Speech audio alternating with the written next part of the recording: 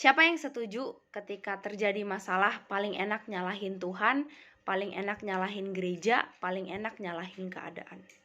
Dengan mudahnya kita protes sama Tuhan, kita tanya, Tuhan kenapa A, Tuhan kenapa B, Tuhan kok C, dan lain sebagainya.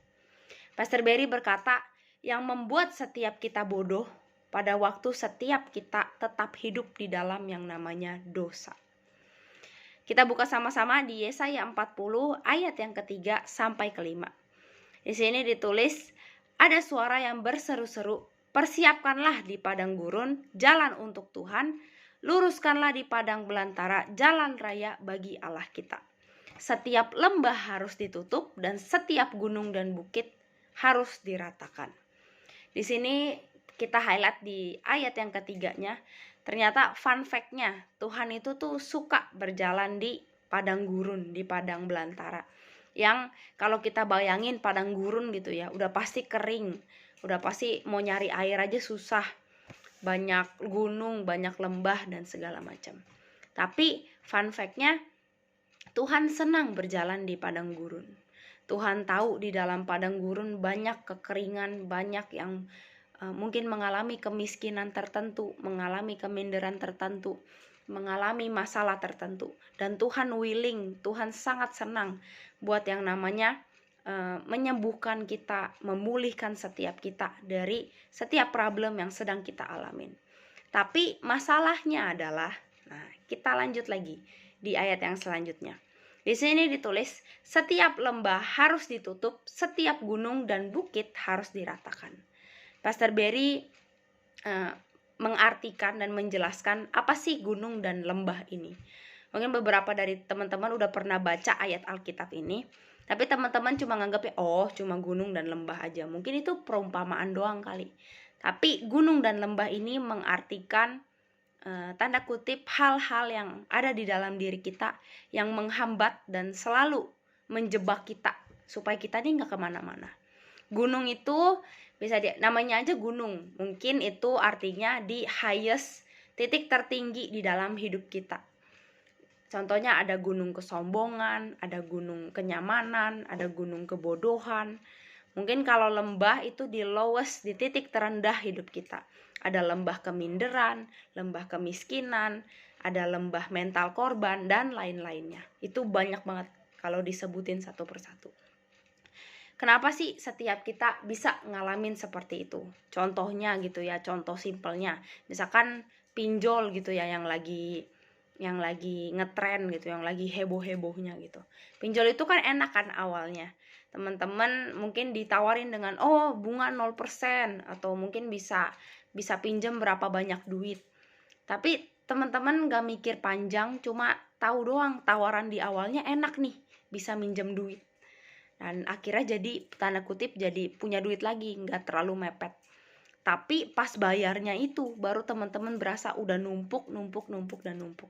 Tapi sering kali dari kita itu udah tahu sebenarnya kalau misalkan pinjaman online itu salah. Kalau pinjaman online itu one day akan menjerat dan membuat kita nih sengsara tanda kutip.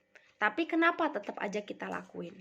Nah, kali ini saya akan bahas lebih detailnya di gunung kebodohan yang seringkali Alkitab berkata anak muda itu melekat dengan yang namanya kebodohan.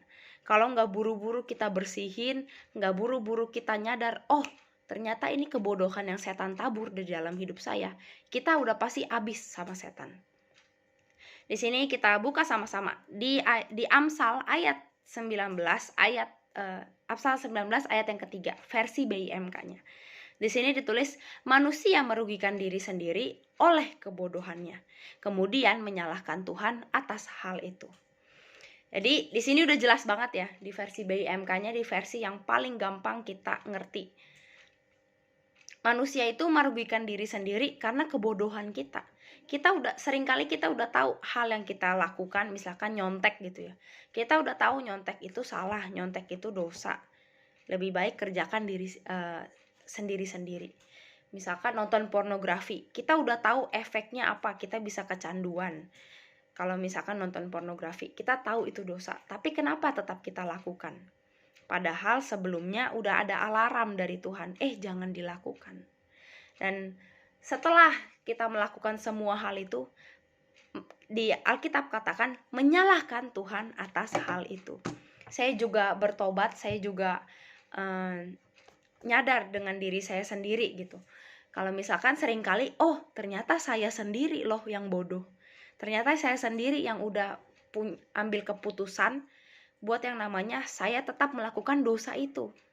Pernah nggak teman-teman kalau misalkan melakukan kesalahan gitu ya, biar nggak malu-malu amat, biar nggak nyeselnya sendiri, teman-teman pakai keadaan, teman-teman cari satu orang buat yang namanya diikut sertakan di dalam penyesalan kita. Misalkan kayak tadi nonton pornografi, oh dia sih gara-gara si A. Coba kalau dia nggak rekomendasiin gua tentang website ini, pasti kan gua nggak akan nonton. Misalkan nyontek, coba si A dia nggak ajak gue buat kerjasama kemarin, pasti kan gue nggak bakal ikutan. Padahal dari awal, kalau misalkan pinjol gitu ya, coba si A nggak kenalin gue sama pinjol ini gitu, pasti gue nggak akan pinjem, pasti gue akan hemat dan lain-lain.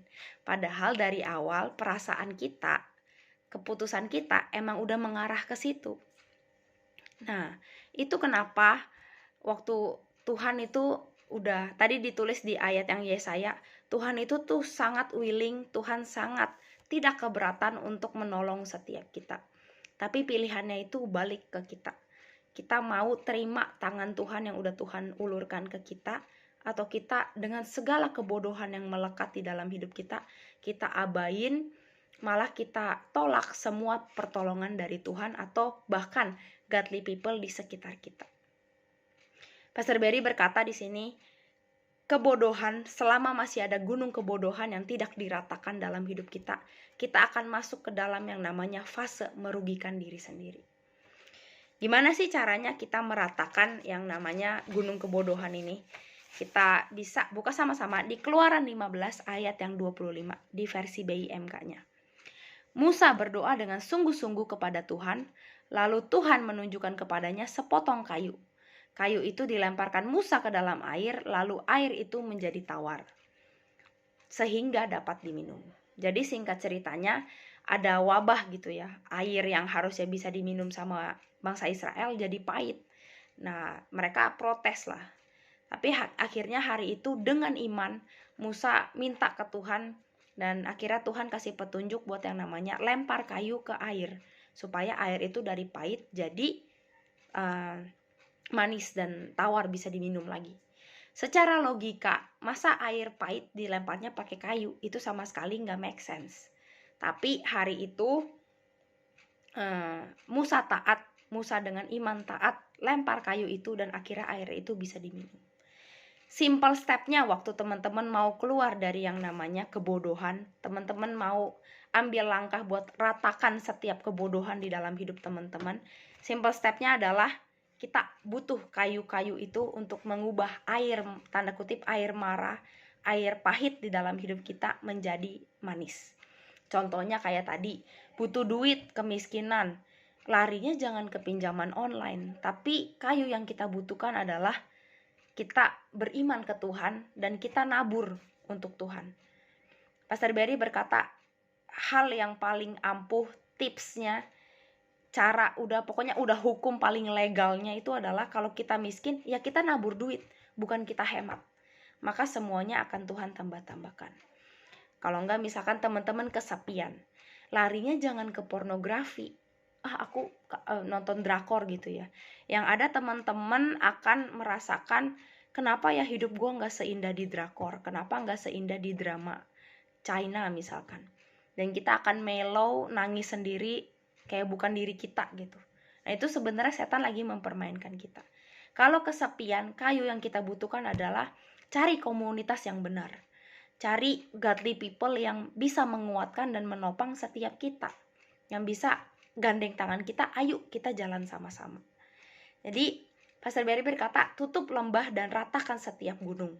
Jangan biarkan gunung kebodohan ini membuat kita muter aja di situ dan kita akhirnya nggak maju sama Tuhan.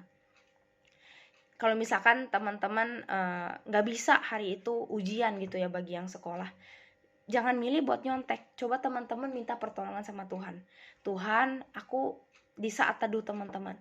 Tuhan, mungkin aku udah keluarin tenagaku yang terbaik, aku udah belajar yang terbaik, sisanya biar aku serahkan semuanya ke Tuhan. Dan setiap dengan iman yang kita punya seperti itu, setiap kebodohan dalam hidup kita itu akan diratakan, itu akan lama-lama dikikis sama Tuhan. Dan sekian sharing dari saya. Saya berharap biar teman-teman bisa sama-sama belajar dan kita bisa sama-sama praktek supaya kita jangan lagi menjadi anak muda yang bodoh. Thank you semua.